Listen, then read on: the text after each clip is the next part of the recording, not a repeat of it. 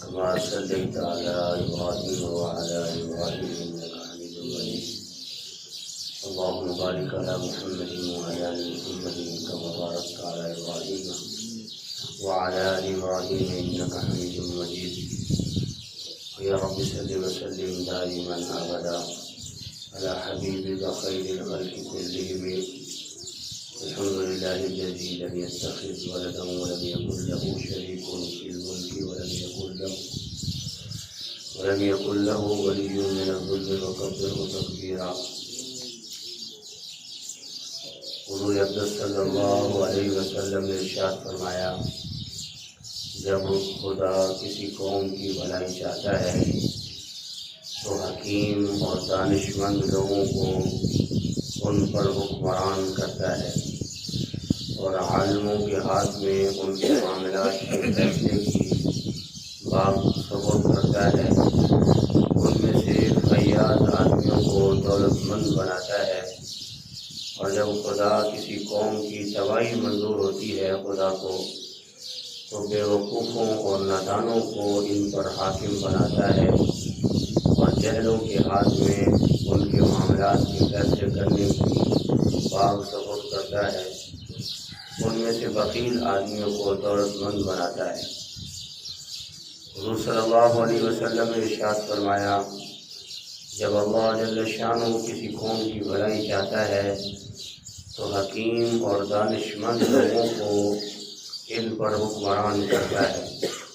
اور عالموں کے ہاتھ میں ان کے معاملات کے فیصلے کی بات دور ثبوت کرتا ہے اور ان میں سے فیاض آدمیوں کو دولت مند بناتا ہے اور جب خدا کسی قوم کی تباہی کو منظور ہوتی ہے تو بے وقوفوں اور نادانوں کو ان پر حاکم بناتا ہے اور جاہلوں کے ہاتھ میں ان کے معاملات کے فیصلہ کرنے کی باغ دور ثبوت کرتا ہے اور ان میں سے بخیل آدمیوں کو دولت مند بناتا ہے۔ میرے محترم دوستوں اور بزرگوں، حضور صلی اللہ علیہ وسلم کی اس ارشاد گرامی میں یہ بات واضح ہو گئی کہ اللہ جل شانہ جب کسی قوم کی بھلائی چاہتا ہے، کامیابی چاہتا ہے، اس قوم کو ترقی دینا چاہتا ہے اپنی آخرت کے اعتبار سے، تو اللہ جل شانہ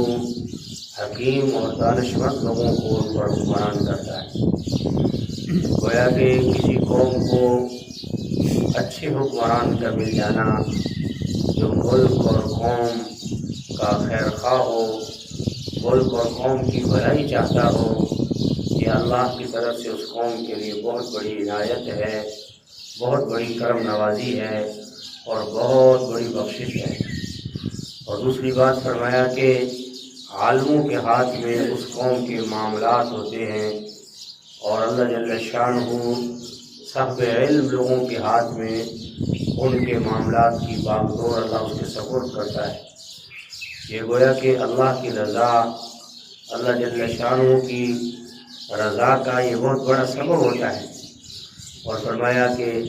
جو اس قوم کے فیاض لوگ ہوتے ہیں، مال کو اللہ کے راستے میں خرچ کرنے والے ہوتے ہیں، اللہ جل شانہ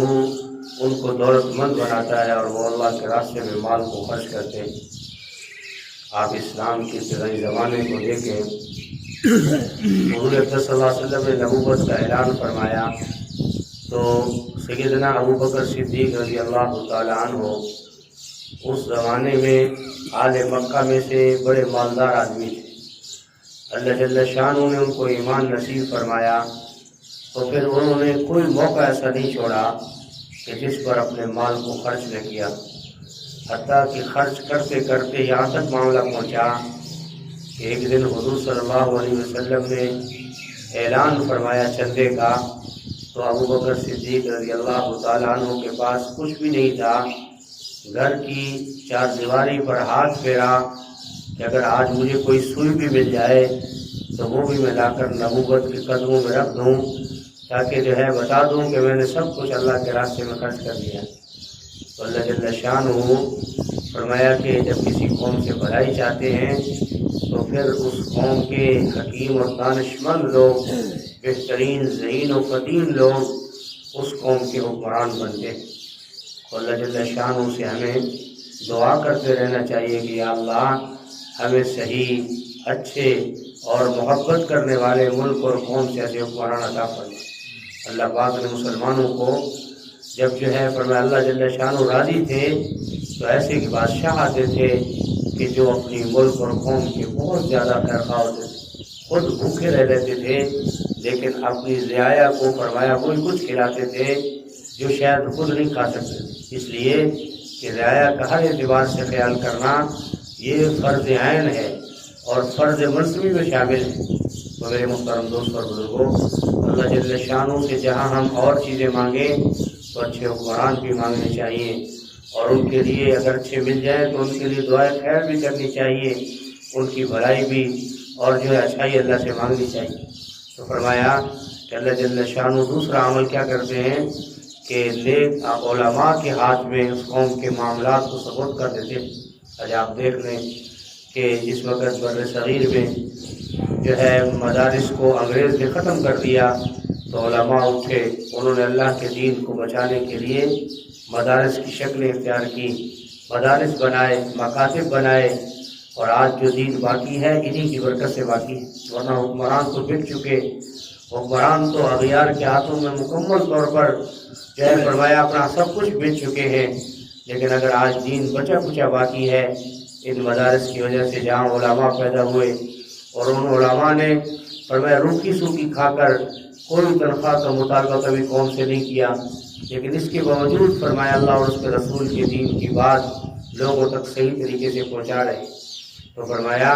اللہ جل شانہ علماء کے ذریعے سے فرمایا کہ کسی قوم کے صحیح معاملات کو اللہ ان کے سپرد کرتا ہے، اور ان میں سے فیاض آدمی جو نیک لوگ ہوتے ہیں اللہ ان کو دولت مند بناتا ہے۔ دولت مندی بھی اللہ کی عنایت ہے، لیکن اگر یہ کسی بخیل کے ہاتھ میں چلی جائے تو بہت بڑا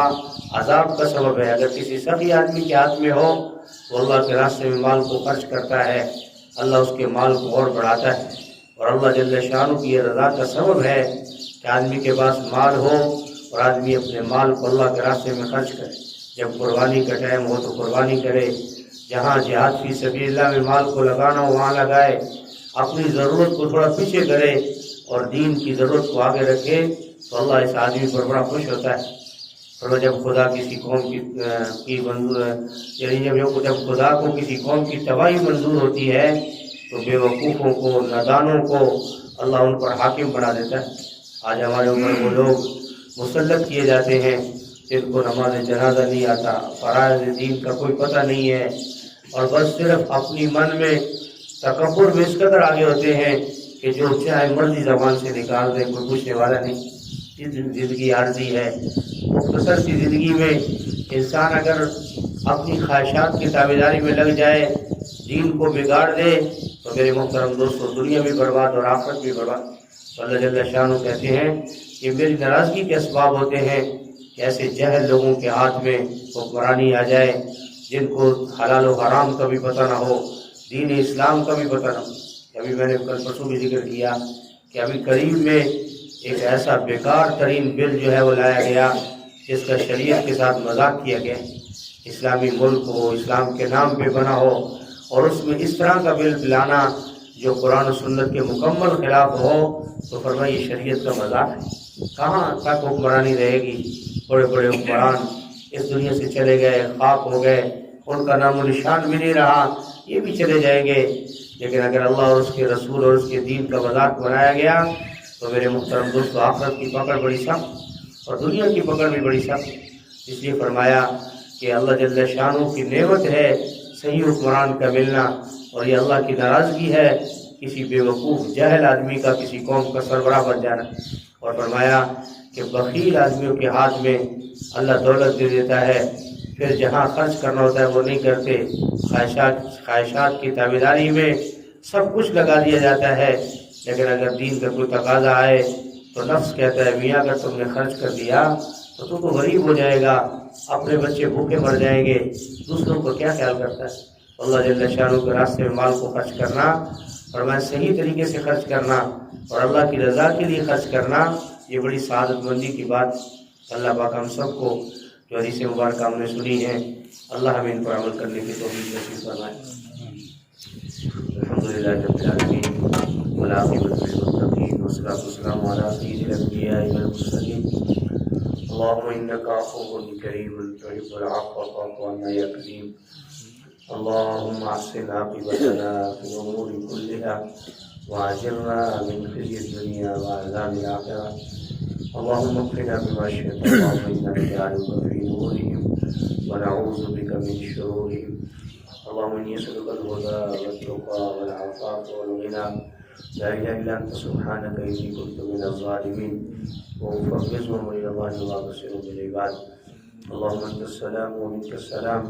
تباركت ربنا وتعاليت يا ذا الجلال والاكرام۔ اللهم انا على ذكرك وشكرك وحسن عبادتك، ربنا تقبل منا انك انت السميع العليم وتب علينا انك انت التواب الرحيم۔ صلى الله تعالى على خير خلقه محمد وآله وأصحابه وعلى بيته أجمعين برحمتك يا أرحم الراحمين۔